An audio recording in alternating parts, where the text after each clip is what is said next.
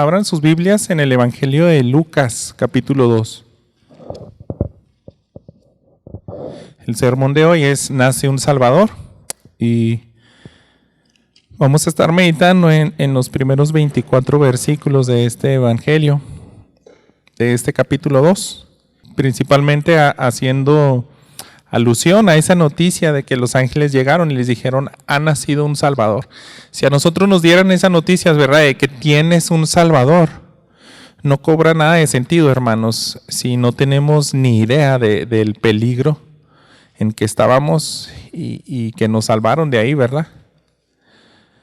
Recordamos ahí en el Evangelio de Lucas cuando Jesús estaba haciéndole una especie de parábola a Simón el fariseo, aquel fariseo donde llegó la mujer pecadora y se puso a llorar, a enjugar los pies de Jesús con lágrimas, pero le hizo reaccionar a este fariseo. Él le dijo, ¿sabes qué? Al que mucho se le perdona, mucho ama. Y eso nos habla de la conciencia, ¿no? Del peligro en que estaba ese deudor. Entre más estamos conscientes del peligro en que estamos y alguien nos salva, pues va a cobrar más sentido que Él es un Salvador, pues sorprendente, ¿verdad? Eso es lo que vamos a hacer en este día, hermanos. Y vamos a meditar acerca del nacimiento humilde del Salvador, pensando en tres cosas. La segunda cosa es la exaltación por la venida del Salvador. Y por último vamos a ver la importancia de por qué Cristo tuvo que ser sometido a la ley. Yo creo que teniendo estas tres cosas en claro nos van a ayudar a entender más acerca de el Salvador tan grandioso que tenemos. Bueno, hacer una oración. Padre bendito, nuevamente vengo delante de ti para pedirte que tú envíes a tu Espíritu Santo para que nunca se nos olvide, Señor, lo grandioso que ha sido la salvación de Cristo Jesús. Ahorita cantábamos, Señor, y son grandes verdades que a veces se borran de nuestras mentes, que mucho de la humanidad no conoce, Señor, mucho menos comprende, pero sí, tú nos has permitido, Señor, entender ese mensaje. Queremos que sea aún más claro para nosotros, para que nos unamos, Señor, en alabanza, en adoración, con todos los demás santos, Señor, de esta vida, pero que salgamos, Señor, también convencidos de que este mensaje se tiene que seguir proclamando. Así que capacita a tu iglesia en este día y prepara nuestros corazones. Tú conoces nuestras debilidades, Señor. Podemos divagar en los pensamientos, podemos distraernos. Podemos, Señor, también yo poner palabras que tú pues no van a servir de ayuda a mis hermanos, que te pueden deshonrar, y yo te ruego, Señor, que seas tú hablando a través de tu palabra y que sea ella la que esté calentando nuestros corazones y hacerlos arder por tu palabra, Señor, y que nuestro entendimiento sea renovado y podamos salir diferentes de aquí. Padre, bendice a tu congregación con este mensaje, en el nombre de Cristo Jesús te lo pido. Amén, Señor. Déjenme le leo el versículo 1 de este capítulo 2. Dice, aconteció en aquellos días que salió un edicto de César Augusto para que se hiciera un censo de todo el mundo habitado. Conocemos, ¿verdad?, que nuestro Señor Jesús nació en la época del Imperio Romano. Ese Imperio Romano, yo creo, se estuvo gestando unos 500 años antes de Cristo. Los griegos fueron potencia mundial en su momento. Pero pues viene Alejandro el Grande y empieza a conquistar toda la mayor parte del mundo conocido. Entonces un imperio vasto. Pero si Lucas, este autor del Evangelio, nos da tantos detalles del nacimiento, hermanos, son para también reconocer que eso era un tiempo perfecto. Cuando usted va al libro de Gálatas, capítulo 4, en el versículo 4, dice que tenía que ser el cumplimiento. Y ahí es cuando, en ese momento exacto, en ese día, pues que estaba programado, se llevó a cabo esto. En Gálatas 4:4, pero cuando vino la plenitud del tiempo, Dios envió a su Hijo nacido de mujer, nacido bajo la ley, a fin de que redimiera los que estaban bajo la ley, para que recibiéramos la adopción de hijos. Entonces era algo que estaba programado por nuestro Señor, era algo que estaba programado por el plan del Padre, del Hijo y del Espíritu Santo. Y Lucas ya está diciendo, esos eran los días cuando correspondía al primer emperador de Roma, César Augusto. Era una nación demócrata, pero después se cambia el tipo de gobierno y en este primer emperador se hace un censo que tenía que ver mucho con, pues, saber, ¿verdad?, exactamente qué era el impuesto que tenían que recabar. Y son pruebas, hermanos, lo que vemos aquí. Podemos seguir hablando más acerca de todo lo que giró alrededor de ese censo con su objetivo, pero lo que quiero que nos centremos, hermanos, es que son eventos verídicos. La audiencia original sabía de qué días estaba hablando Lucas. Para nosotros y los teólogos de ahora y los historiadores se les hace complicado saber exactamente la fecha cuando nació el Jesús, pero la lectura que da Lucas a su audiencia es para que ellos supieran con más exactitud. Y para nosotros es que fue un evento que la historia de la humanidad tiene pruebas de que fue verídico. Para nosotros, hermanos, fue algo sorprendente, ¿no? Que haya Jesús decidido venir en aquel entonces. Pero si pensamos un poquito, ¿por qué Dios decidió manifestar a su Hijo encarnado en la época del Imperio Romano? Y podemos tener varias razones, pero yo creo que la que le puede traer más gloria a Dios es la que encontramos aquí en Juan capítulo 20, versículo 29. Sabemos de que Dios en su infinita sabiduría quería que las buenas nuevas se aceptaran por fe y no lo trajo en un momento antes, ni siquiera un momento después, porque todavía la tecnología no estaba preparada para dejar pruebas visibles y audibles de quién iba a ser el Hijo de Dios, sino que lo hizo de una manera sabia para que se llevara toda la gloria al creer sin ver. Fíjense, Juan 20, 29. Jesús les dijo, porque me has visto, has creído. Dichosos los que no vieron y sin embargo creyeron. Son las palabras que le dijo al discípulo Tomás, porque no aceptaba, ¿verdad?, que él había resucitado.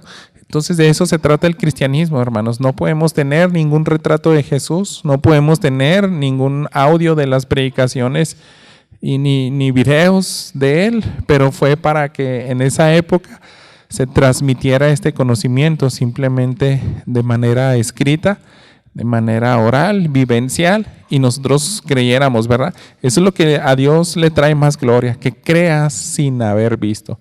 Jesús se aparece a los discípulos y Tomás no creía, pero de eso se trata, hermanos. Fue una época que Dios en su sabiduría, les repito, pues lo decidió de esa manera. Cuando estamos pensando más acerca de todo lo que gira alrededor de cuando nació nuestro Salvador, tenemos algunos más detalles ahí en este capítulo 2 de Lucas y quiero leerles todavía los versículos del 2 al 5. Dice, este fue el primer censo que se levantó cuando Cireneo era gobernador de Siria. Todos se dirigían a inscribirse en el censo, cada uno a su ciudad. También José subió de Galilea, de la ciudad de Nazaret, a Judea, a la ciudad de David que se llamaba Belén, por ser él de la casa y de la familia de David, para inscribirse junto con María, comprometida para casarse con él, la cual estaba encinta. Y aquí encontramos más pruebas y respaldadas por profecías que habíamos encontrado en el Antiguo Testamento. En 2 de Samuel se le había prometido, como dice este versículo, que tenía que ser de la casa de David.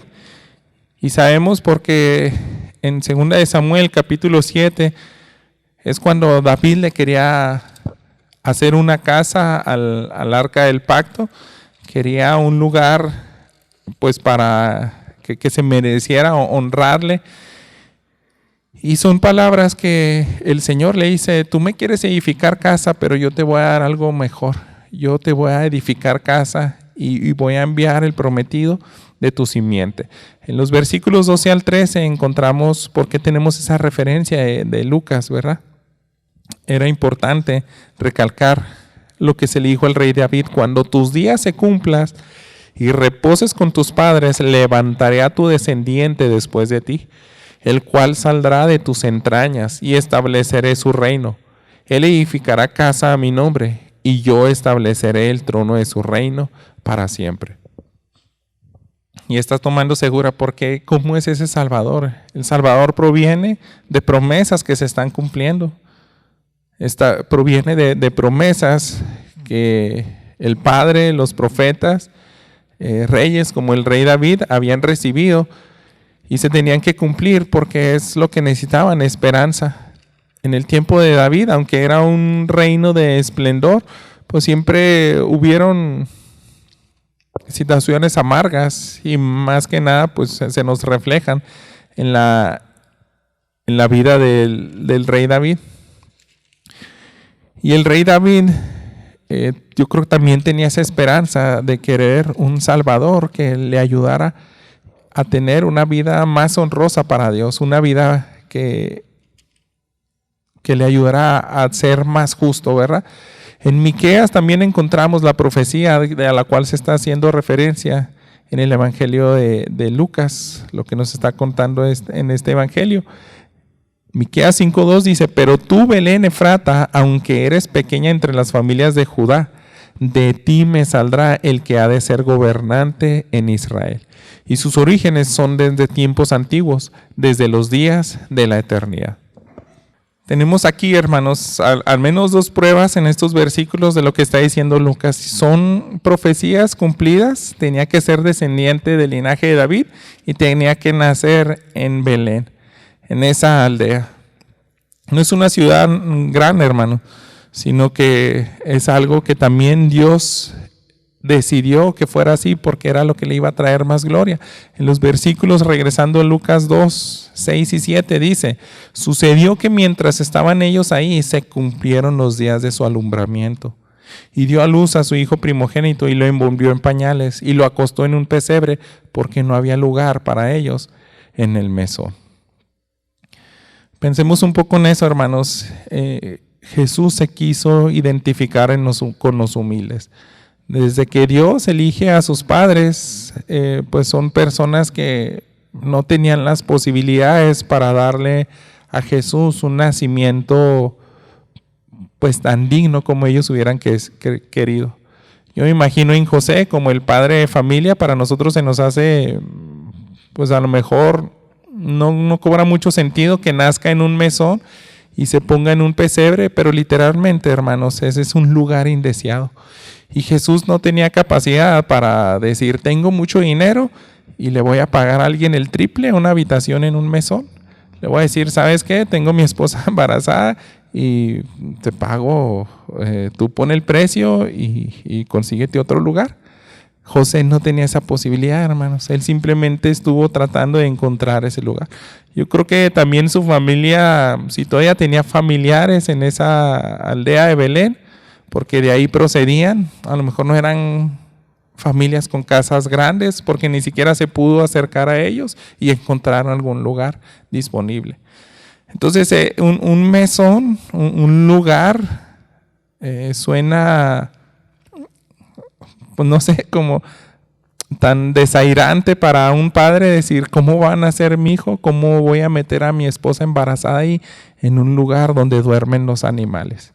Y suena tan increíble esto, hermanos, pero Dios permitió que el embarazo de María se consumara en esos días, se diera a luz el nacimiento de Cristo Jesús, cuando era ese censo, cuando iba a estar el lugar repleto, y Dios se aseguró para que no hubiera ningún lugar digno para Jesús Él naciera.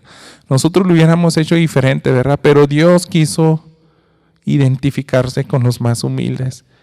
Quiso mostrarles que Él se iba a despojar de su gloria para tomar el lugar de hombre y aún como hombre humillarse, como dice Filipenses, ¿verdad? Aquí continuando en Lucas capítulo 2, el versículo 8 dice: en la misma región había pastores que estaban en el campo cuidando sus rebaños durante las vigilias de la noche, y un ángel del Señor se les presentó. Y la gloria del Señor se les presentó, y la gloria del Señor los rodeó de resplandor, y tuvieron gran temor. Pero el ángel les dijo: no teman, porque les traigo buenas nuevas de gran gozo que serán para todo el pueblo, porque les ha nacido hoy en la ciudad de David un Salvador que es Cristo el Señor. Esto les servirá de señal. Hallarán a un niño envuelto en pañales y acostado en un pesebre. Tenemos, hermanos, el lugar más humilde en el que pudo haber nacido Jesús, el Rey de Reyes y Señor de Señores. Y también tenemos la audiencia más humilde y tal vez menospreciada que pudo haber elegido Dios para que sean los primeros que contemplaron al Señor Jesús en su nacimiento. ¿Por qué? Porque si a nosotros nos hubieran encargado, ¿verdad? Yo siempre he dicho, si lo más lógico para el hombre, si a nosotros hubiéramos sido los encargados de darle esa bienvenida, hubiéramos hecho una lista distinta de los invitados. Piense en las personas más importantes de esa época, el sumo sacerdote, tal vez hasta el emperador mismo, al gobernador de esa región, a los poderosos, a los fariseos, a todos los del Sanedrín, hacerles una invitación especial y decirles, ¿saben que ha nacido nuestro rey? Pero Dios no invitó a esa clase de personas, hermanos. Él se acerca a un grupo de personas que tiene un oficio sencillo, un oficio que se transmite por la experiencia humana. No es un oficio que requiera años y años, así como pues las personas ahora que invierten tiempo para sacar licenciaturas, doctorados, como se dice también aquí, habían doctores de la ley. Dicen, no, eran personas sencillas. Y a ellos Dios se decide revelar como la primicia, ¿verdad? ¿Quiénes eran los que le iban a dar esa bienvenida? Entonces, esa no fue la audiencia esperada definitivamente para muchos de nosotros, pero los pensamientos de Dios conocemos, ¿verdad? Que son los más grandes y más altos que lo de nosotros. El domingo pasado predicábamos en el Salmo 2, donde habla de los niños, de los que maman. Dios hace fortaleza, ¿verdad? Para humillar al orgulloso. Y también déjeme recordar lo que viene aquí en 1 Corintios capítulo 1, el versículo 27. Sino que Dios ha escogido lo necio del mundo para avergonzar a los sabios. Y Dios ha escogido lo débil del mundo para avergonzar a lo que es fuerte. Entonces Dios escogió eso, hermanos. A pastores de ovejas, escogió un pesebre, un lugar donde pues a un mesón donde se encuentran, un pesebre donde se almacenan, se recuestan y pasan la noche los animales. Pero hermanos, este ángel va y les dice, van a encontrar a este bebé envuelto en tiras de telas, en pañales, pero van a encontrar también que está recostado en un pesebre. ¿Y qué es un pesebre, hermanos? Pues un comedero, un abrevadero, y yo me lo imagino de piedra o de madera quizá, pero con lama, hermanos. No muy higiénico. Yo creo que ahí pusieron encima, pues como lo podemos ver en muchas fotos, en muchos dibujos, paja, porque pues era algo que no era higiénico. Entonces, si tú eres un pastor y te dicen, viene el Salvador, es la noticia de un ángel, pero te está diciendo, este nacimiento es tan peculiar porque vas a encontrar al niño acostado en el lugar donde comen los animales. Así literalmente, hermanos. Yo no sé qué pensarían los pastores de esta cuna. Él definitivamente pues no estuvo en un palacio. Y eso hace, hermanos, que estuviera accesible a ellos, ¿verdad? Dios lo quiso así para traerle más gloria a su nombre. Y aparte de eso, hermanos, hizo algo más. Sí estuvo sorprendente, ¿verdad? Que haya planeado todo de esa manera, pero también hizo algo tan sorprendente que aquella primera audiencia contempló.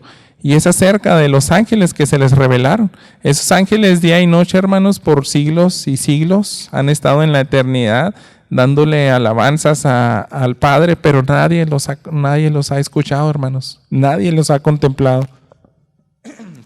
Y no fue así como un dueto, un quinteto, no, dice, eran huestes.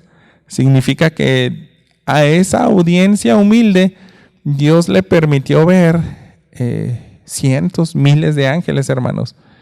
Fíjese cómo dice aquí, regresando a Lucas capítulo 2, el versículo 13. De repente apareció con el ángel una multitud de los ejércitos celestiales, alabando a Dios y diciendo: gloria a Dios en las alturas y en la tierra paz entre los hombres en quienes Él se complace. Entonces, hermanos, esta es la exaltación por la venida del Salvador.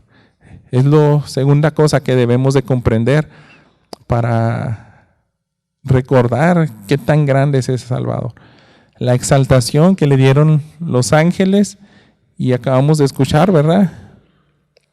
Seguramente era un coro majestuoso, seguramente eran voces perfectas, nadie estaba fuera de tiempo, nadie estaba desafinado. Ellos sin parar, por la eternidad, le han dado esa alabanza a Dios, pero nunca habían sido escuchados por el hombre. Y aquí, esta audiencia humilde tuvieron ese privilegio. Fue como el mejor concierto que hayas entrado y experimentado en vida, y 1000 veces mejor, ¿verdad? Estas palabras, hermanos, que los ángeles dijeron es gloria en las alturas. ¿Y por qué? Porque se alaba al Hijo, porque Él estuvo voluntario para venir aquí. Pero también nos habla del Padre, como en Juan 3:16, porque de tal manera Dios amó al mundo y dio a su Hijo, ¿verdad? Filipenses 2:5-7 les leo. Haya pues en ustedes esta actitud que hubo también en Cristo Jesús, el cual, aunque existía en forma de Dios, no consideró el ser igual a Dios como algo a que aferrarse, sino que se despojó a sí mismo tomando forma de siervo, haciéndose semejante a los hombres. Y ahí está, ¿verdad? ¿Por qué se le daba gloria en las alturas, hermanos? Porque ellos por primera vez, los ángeles, escucharon ese Dios que está en lo más alto, decidió hacerse hombre. Yo ahorita que dirigía los cantos les decía, han de haber pasado miles de años. No sé si los teólogos que tienen la sospecha y la convicción, algunos de nosotros, de que tal vez la edad de la tierra sea de 6,000 años, 7,000, y los ángeles no sé si fueron creados unos 1000 años más atrás.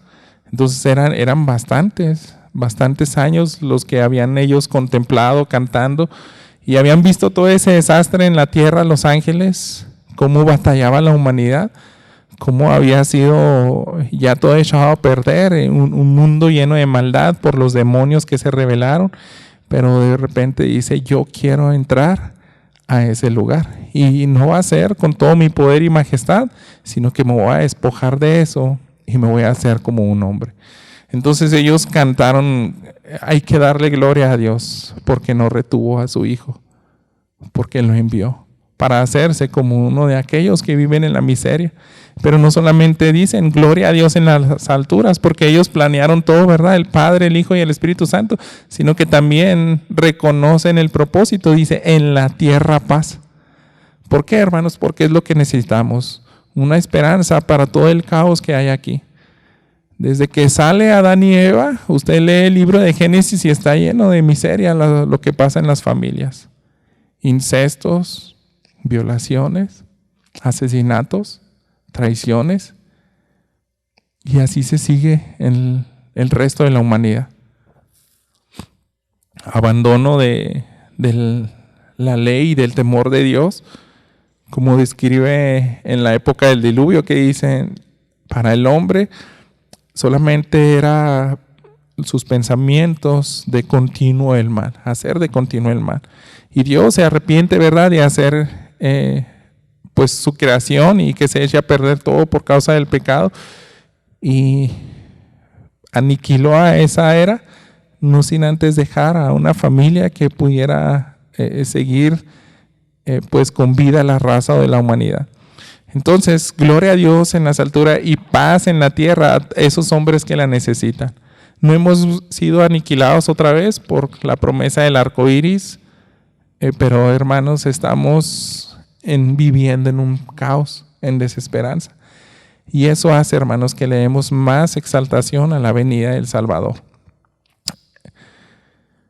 Cuando los ángeles, cuando esta audiencia ven a los ángeles y están sorprendidos, yo no sé si alguno de ellos estaba pensando que soñaba, porque de por sí es asombroso que se aparezca un ángel y vemos los relatos donde se quedan de manera tan sorprendida las personas, pero ver a legiones de ángeles y cantando y anunciando esa gran noticia, veamos esa reacción, que lo lógico era obedecerles, ¿verdad? Aquí en Lucas 2:17 dice, cuando lo vieron, dieron a saber lo que se les había dicho acerca de este niño. ¿Por qué? Porque ya estaban ahí con José y María, y todos los que lo oyeron se maravillaron de las cosas que les fueron dichas por los pastores. Pero María atesoraba todas estas cosas, reflexionando sobre ellas en su corazón. Y los pastores se volvieron glorificando y alabando a Dios por todo lo que habían oído y visto, tal como se les había dicho. Entonces ellos estuvieron ahí, no hubo ningún obstáculo para que estuvieran en ese pesebre. Ellos contemplaron al pie de la letra todo lo que tenían que ver, lo que les prometió el ángel. En el versículo 15 dice, los ángeles se fueron al cielo, los pastores se decían unos a otros, vayamos pues hasta Belén, veamos esto que ha sucedido, que el Señor nos ha dado a saber. Fueron a toda prisa, hallaron a María y a José y al niño acostado en el pesebre. Y ahí fue todavía más alto la sorpresa. ¿Por qué? Porque si alguno de ellos tenía duda de que sí iban a nacer en un pesebre, y al momento que lo ve, dijeron, no puede ser. Y si usted lo considera, hermanos, esa sabiduría de Dios es tan grande porque estos pastores tan humildes, este tipo de audiencia, no tuvieron ningún problema para accesar y ver a ese niño. Si nosotros lo hubiéramos organizado y hubiéramos dicho, no, lo vas a poner en el palacio más lujoso que existe, entonces hay protocolos para entrar ahí, ¿verdad? Pero estuvo disponible para el humilde, hermanos. Fue esa gran sorpresa. Sí estaba en un establo, sí estaba en un pesebre, y cuando ellos le cuentan a María y a José, es que se nos aparecieron unos ángeles, cantaron alabanzas y nos dijeron que ya vino el prometido del pueblo de Israel. Y esa noticia es tan importante para ese tipo de audiencia, hermanos, porque también a mí siempre me gusta recordar por qué eligió Dios a esos pastores de ovejas y no a campesinos. ¿Por qué no eligió a carpinteros como el hijo como el padre de Jesús? Porque no se reveló a otro oficio, hermanos. Porque tuvo que ser a pastores de ovejas.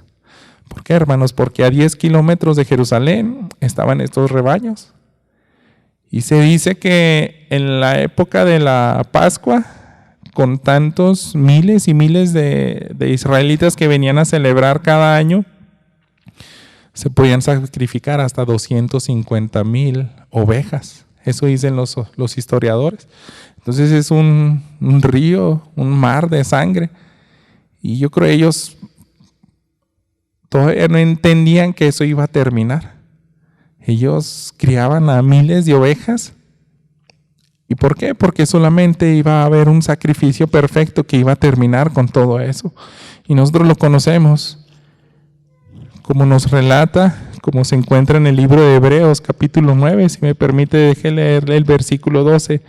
Dice acerca de Jesús, Él entró al lugar santísimo una vez para siempre, no por medio de la sangre de machos cabríos y de becerros, sino por medio de su propia sangre, obteniendo redención eterna. Y se fijan, dice, solamente una vez y para siempre. Entonces los pastores tenían que saber, estos rebaños tienen que terminar. Estos miles y miles de litros de sangre que se llevan a cabo en el altar terrenal, para que solamente cubra los pecados, va a terminar. Entonces Dios les elige con ese propósito y nos enseña grandes cosas, ¿verdad? La muerte de Cristo iba a terminar con eso. Pero hermanos, para que ese sacrificio fuera válido, Él tenía que hacerse hombre y vivir como hombre bajo la ley de Dios, porque nadie la pudo cumplir en esos miles de años desde que se las entregó Moisés. Usted lee la historia del pueblo de Israel y ellos echaron todo a perder. Deshonraron, como dice Jeremías y Ezequiel antes de hablar del nuevo pacto. Ustedes me deshonraron y hicieron cosas peores que las demás naciones paganas. Pero este hombre, nacido bajo la ley, tenía que cumplirla por completo. Y aquí es donde inicia ese cumplimiento de la ley, hermanos. Vamos a ver esta última parte del sermón, la importancia del sometimiento de Cristo a la ley. Ese sacrificio, hermanos, hubiera sido inválido si fallaba en un solo punto Jesús. Y lo que da mucha gloria, hermanos, es que un bebé no está consciente de cómo cumple la ley. Un bebé, nosotros como bautistas practicamos el bautismo a las personas que están conscientes. Pero Jesús, en esa etapa de su vida donde él dependía de sus padres, Dios se encargó para que también él no omitiera la ley, hermanos. Entonces él eligió una pareja perfecta, a José y a María, que eran temerosos de Dios, y ellos seguramente tenían esa costumbre cada año ir a esas fiestas anuales, pero también no solamente eso, sino que cuando tuvieron a su primer hijo, hicieron lo que estaba conforme a la ley. Vamos a leer el versículo 21. Cuando se cumplieron los 8 días para circuncidar al niño, le pusieron por nombre Jesús, el nombre dado por el ángel antes de que él fuera concebido en el seno materno. Entonces ellos, hermanos, eran temerosos de Dios y le ponen el nombre que en el capítulo anterior, cuando se revela el ángel a María, le dice lo que tuvimos de lectura hoy también en Mateo. Y eso, hermanos, hace que sea apto nuestro Señor Jesús. Sus padres no fueron impedimento para que se echara a perder todo acerca de que él tenía que cumplir la ley. Si él tenía que ser el Cordero perfecto, sería inmolado por el Padre. Entonces Dios se aseguró de dejar a Jesús en manos de un matrimonio piadoso. No solamente hicieron eso, hermanos, le ponen el nombre Jesús, sino también al llevarlo y circuncidarlo, están cumpliendo algo más que les prescribe la ley. Versículos 22 al 24 dice: al cumplirse los días para la purificación de ellos, según la ley de Moisés, lo trajeron a Jerusalén para presentar al niño al Señor. Como está escrito en la ley del Señor, todo varón que abra la matriz será llamado santo para el Señor. Y para ofrecer un sacrificio conforme a lo que fue dicho en la ley del Señor, un par de tórtolas o 2 pichones. Entonces, hermanos, todo esto está escrito y aquí una vez nos constata la humildad de sus padres, ¿verdad? Porque si José y María hubieran sido una familia acomodada, pues hubieran hecho un sacrificio más, pues el ideal que prescribe la ley. Vaya a Levítico capítulo 2, hermano. Versículos 6 al 8. Y está hablando de esto que se hace cuando nace el primogénito. Dice: cuando se cumplan los días de su purificación, por un hijo o por una hija, traerá al sacerdote a la entrada de la tienda de reunión un cordero de 1 año como holocausto y un pichón o una tórtola como ofrenda por el pecado. Entonces él los ofrecerá delante del Señor y hará expiación por ella y quedará limpia del flujo de sangre. Esta es la ley para la que da a luz, sea hijo o hija. Entonces esto está prescrito, hermanos, pero Dios hace que la ley sea accesible también al pobre. Y por eso tenemos este versículo tan hermoso que dice en el versículo 8: pero si no le alcanzan los recursos para ofrecer un cordero, entonces tomará 2 tórtolas o 2 pichones, uno para el holocausto y el otro para la ofrenda por el pecado, y el sacerdote hará expiación por ella y quedará limpia. José también, hermanos, yo creo que si él hubiera tenido las posibilidades, hubiera dicho, no, sí pago por un cordero, pero no tenía, hermanos. Yo creo que ese viaje los desgastó. Yo me imagino que vivían al día, hermanos. No tenían ahorros tan grandes y por eso dice, es un pichón lo que vamos a ofrecer, palomas. Y así de glorioso es, ¿verdad? Ellos fueron fieles a la ley, hermanos. Y Jesús siguió cumpliendo la ley al pie de la letra. No deshonró al Padre. ¿Por qué? Porque tuvieron esos padres piadosos. También, hermanos, en Éxodo, si retrocede todavía un poco más, acerca del primogénito en el capítulo 13, es el primer indicio que nos da acerca de lo que Dios tiene tan sagrado y ha apartado para sí. Y Él les había dejado bien en claro, siempre va a ser el primogénito para mí. 13, versículo 2. Conságrame todo primogénito, el primer nacido de toda matriz entre los israelitas, tanto de hombre como de animal me pertenece. ¿Y qué nos enseña esto, hermanos? Que también Jesús no fue el segundo hijo, no fue el tercero. Esto es tan importante porque imagínense, si José y María se casan, tienen un hijo, y después al cuarto, quinto hijo, según como se acostumbraba a esa época, Dios le hubiera dicho a José, ¿sabes qué? Ahora sí, no te metas tú, mi Espíritu Santo va a hacer concebir a María y va a tener a Jesús. Pero ya no iba a ser el primogénito. ¿Por qué, hermanos? Porque también se tenía que cumplir esta parte de la ley. El primogénito me pertenece. Yo lo tengo apartado para mis propósitos. Y no sé usted, pero yo también no había profundizado tanto. Porque Jesús no fue el tercer o cuarto hijo, también habiendo nacido de manera milagrosa. Porque de esa manera le está trayendo la mayor gloria a Dios y está cumpliendo la ley. Pensando en todo esto, hermanos, pues yo espero que haya cobrado más sentido esa noticia que tenemos. La noticia de cómo se vio el nacimiento humilde del Salvador, cómo le exaltaron los ángeles y la importancia de por qué se sometió a la ley y él la cumplió aun cuando dependía de sus padres. Todo esto es, hermanos, para que sea el Cordero perfecto. Si no es el Cordero perfecto, no puede quitar el pecado del mundo.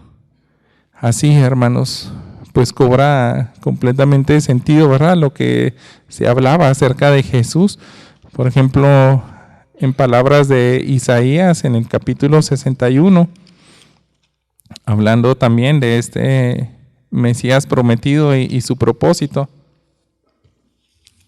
Solamente déjeme leerle el primer versículo. El Espíritu del Señor Dios está sobre mí, porque me ha ungido al Señor, el Señor, para traer buenas nuevas a los afligidos. Me ha enviado para vendar a los quebrantados de corazón, para proclamar libertad a los cautivos y liberación a los prisioneros. Todo eso solamente se iba a poder dar, hermanos, si el sacrificio iba a ser perfecto. Entonces Jesús cumplió todo. Podemos seguir leyendo, ¿verdad? Que ya cuando era adulto, cuando ya estaba consciente, cuando ya inicia su ministerio, él siguió honrando a Dios y cumpliendo la ley. Pero esto, hermanos, es tan sorprendente de que aún de bebé cumplió la ley. Todo esto espero, hermanos, que haya cobrado más sentido en nuestras vidas cuando leíamos en específico este versículo 11, que es lo que yo quiero terminar haciendo énfasis de este capítulo 2 de Lucas. Esta noticia la podemos leer, se la podemos compartir a las personas y decirle, ¿sabes qué? Ya fue anunciado hace más de 2000 años, porque les ha nacido hoy en la ciudad de David un Salvador que es Cristo el Señor. Pero todo eso, hermanos, yo me temo que no va a cobrar mucho sentido si no le explicamos por qué necesitabas ese Salvador. Porque ese Salvador se humilló, porque ese Salvador se encarnó y se identificó con los más humildes. Él cumplió toda la ley. Fue alabado y glorificado a Dios por huestes de ángeles, por eso que estaba haciendo y que iba a consumar. Entonces, hermanos, tenemos que ser honestos y nunca olvidar que estamos en una humanidad, y no sé ni qué palabra usar, está tan podrido nuestra mente, nuestros actos.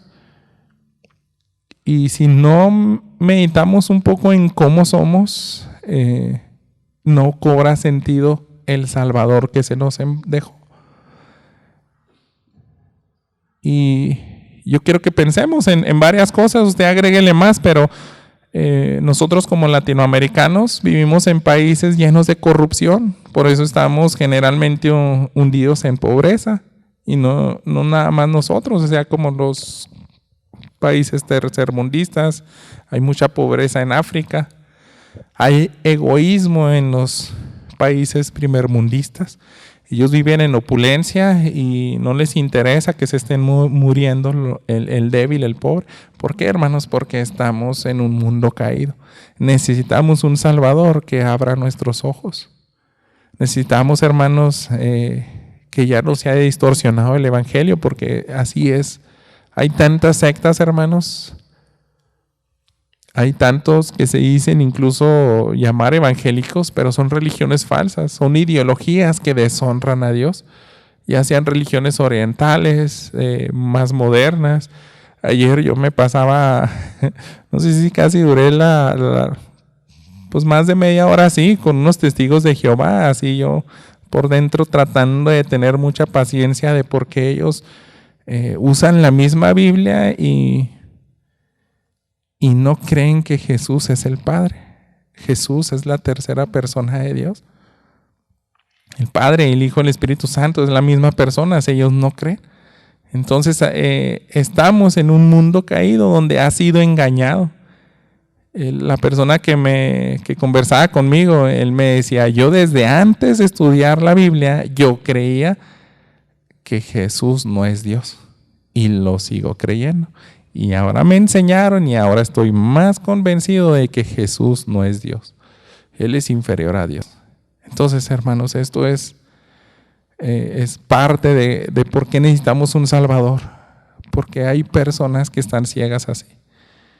Y piense, hermanos, por último, cómo es la miseria. Yo en esta semana vi la película que se llama Sonido de Libertad. Y la cifra pues hicieron que me estremeciera. El tráfico humano es el negocio de más ganancia ahora. Se dice que 150 billones de dólares genera anualmente. ¿Por qué? Porque dice ahora lo que buscan las personas ya no trafican con droga, porque la droga solamente le consumes una vez y ahí fue esa paga. Pero si tú traficas con una persona, esa persona puedes ganar hasta 20 veces al día cierta ganancia y multiplícalo por hasta 20 años. Se ha crecido, hermanos, el tráfico de personas hasta en un 5000%.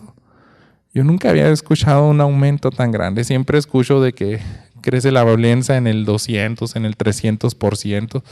Pero el tráfico de personas, hermanos, es un 5000%, como ha crecido en los últimos años. Hoy hay más personas atrapadas en esclavitud que en cualquier otro momento de la historia. A mí se me hacía sorprendente, hermanos, cómo eran las cifras de la esclavitud en el Imperio Romano. O piensen antes de que se aboliera la esclavitud en Estados Unidos, pero dicen no, nunca en toda la historia ha habido tanta esclavitud como hoy. Es más, incluso cuando la esclavitud era legal, millones de esos esclavos, hermanos, que están hoy en día en trata de personas, son niños. Son niños, hermanos. Y millones de ellos, hermanos, no saben del verdadero Salvador. Esa película que vi tiene cierta esperanza porque un agente logra atrapar a 12 traficantes de personas, como a 200 niños esclavizados sexualmente, los libera, pero eso no es la verdadera salvación, hermanos. Ellos no saben que están en un peor peligro.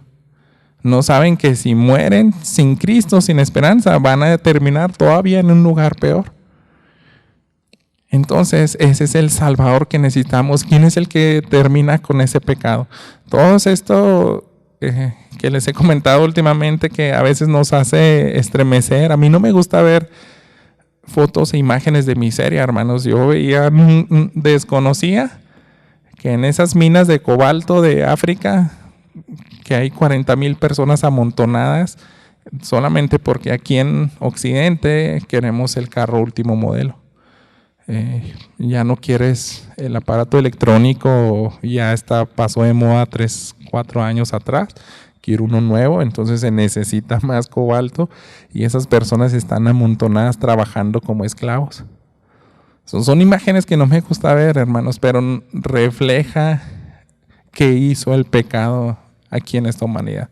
Si no nos queda bien claro qué es el pecado, hermanos, no podemos apreciar qué tan grande es el Salvador. Déjenme leerles un par de párrafos de un autor cristiano, hace música y también es pastor. Y él hacía alusión, ¿verdad?, al veneno que tenemos de manera interna, este pecado. Él lo describe de la siguiente manera. Lo cito a él, dice: pecados son como raíces profundas, internas, está integrado en tu sistema. Si se reprime, empieza una cuenta regresiva. Su presencia pasiva un día se activa y despierta del todo la codicia y necesitas algo que antes no requerías. Y aunque duele y lastima y te deja una herida, quieres volver a hacerlo. Eres ya un suicida. Yo lo veo en mí, hermanos. Llegó un punto de mi vida, también en mis hijos, en todos. Yo no robaba, pero a muy temprana edad empecé a robar, a decir mentiras. Y eso ya está en nuestra naturaleza, ¿verdad? Eso no se llena, hermanos. Decía Salomón, ¿verdad? El ojo nunca se sacia de ver, siempre queremos más porque estamos infectados por ese veneno. Y este autor dice: ¿quién busca llenar con un vaso de agua el cañón del Colorado? ¡Qué absurdo! ¿Quién busca tomar al universo entero en la palma de su mano? Pero eso es lo que queremos, siempre anhelar más, satisfacer los deseos de nuestra carne. Y él se refiere así: es veneno el pecado. Paraliza tu cuerpo, lentamente lo va destruyendo, te deja ciego y vagando en tu desierto, deseando agua, dejando tu mente en seco, lleno de complejos, te hace sentir viejo. En tu juventud deseando ser eterno sin saber cómo vivir, sin saber cómo morir, pasando el momento. Eso es veneno, es el pecado, hermanos, puro veneno. Es aquello que deseas y que intentas dejar, que te arrastra por el suelo y te hace volar, que destruye lo que tienes y no piensas dejar, que por más que lo intentes no lo puedes dejar. Es aquello que te agota y te quita el sueño, lo que atrapa tu mirada y te deja ciego. Te crees inteligente, pero apaga tu cerebro. Te hace ganar dinero, pero te deja en ceros. Es aquello que recuerdas y quieres olvidar, que quieres presumir y no puedes contar. Es más, si supieran que lo haces, todos te van a dejar. Te hace sentir libre, pero encerrado estás. Y él dice: todos somos iguales, hermanos. No queremos darnos cuenta, pero eso es, estamos encerrados en ese pecado. Entonces, hermanos, para apreciar la salvación de Dios es necesario pensar qué tan negro es el corazón del hombre, tener un concepto correcto de que Dios es un Dios justo y va a derramar ira a las personas pecadoras. Y esa ira también es indescriptible. Tenemos pues infinidad de pasajes que nos hablan de esa ira cuando se desborda. No hay nada igual, hermanos. Cuando se desborda esa ira es por una eternidad en un lago de fuego. Y hasta que comprendemos qué tan pecadores somos y a qué lugar vamos, y alguien nos dice: ¿saben qué? Esta es la mejor noticia que pueden escuchar. Les nació un Salvador en Belén de Judea, en un establo, en un abrevadero, ahí lo van a encontrar. Y Él es el que va a terminar con todo esto, hermano. Él es el agua viva. Él es el camino, la verdad y la vida. Él es lo que necesitamos, hermanos. El único que nos hace justos delante de Dios. Entonces, que Dios bendiga su palabra, hermanos. Pensemos en cuánto nos falta, ¿verdad? Pedirle a Dios que nunca haga nuestras conciencias insensibles. Nosotros mismos somos lo que lo hacemos, ¿verdad? Pero que Él en su gracia y su misericordia nos abra ese entendimiento, porque ya nació el Salvador, hermanos, y lo necesitan escuchar más. Miles de personas, y se presentan tantas oportunidades como la que pues, se nos está invitando hoy. A lo mejor a ayudar un poco y llevar el evangelio a migrantes que están a pocos kilómetros de nosotros. Y pues eso lo debemos de hacer, ¿verdad? Cada día.